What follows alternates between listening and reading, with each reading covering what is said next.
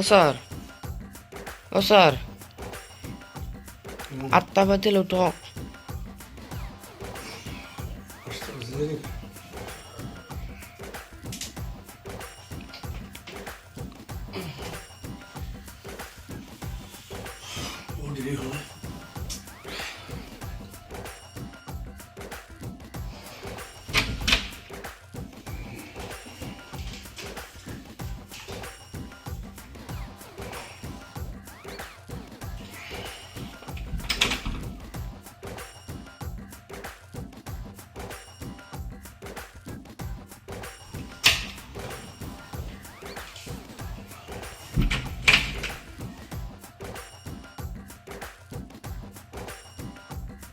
ইমান দেৰি হ'ল যে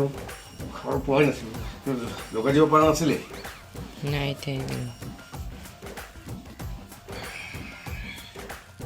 কোনোবা আহিছিল নেকি নাই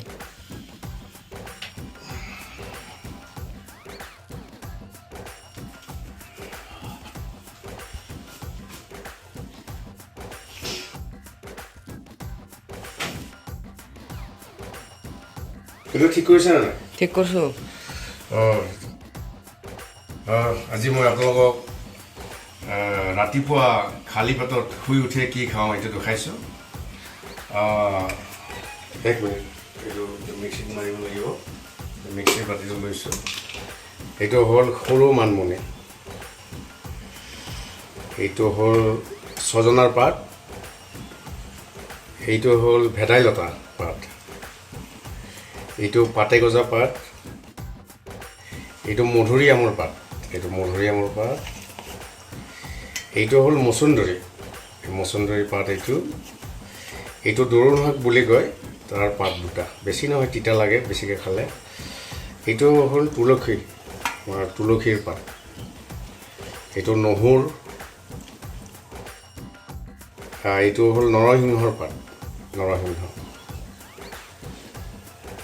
এইটো হ'ল পদিনা এইটো হ'ল পচতীয়া গছৰ পাত এইখিনি তুলসীৰ পাত বেছি হৈ আছিলে এইটো হ'ল কেঁচা হালধি এতিয়া অকণমান পানী লৈছোঁ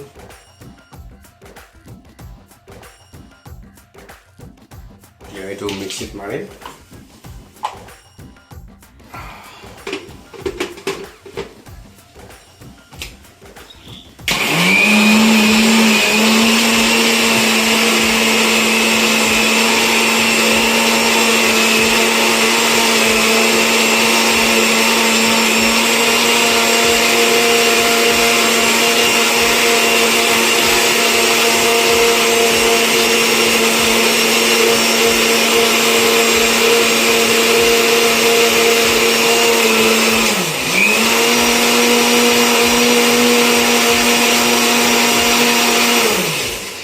হৈ গ'ল এইটো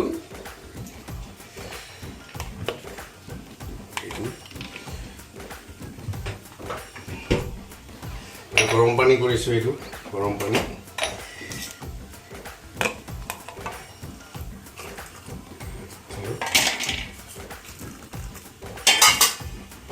এইটো ঢালি দিছোঁ খুব টেষ্টি হয় এইটো খাইছোঁ অকণ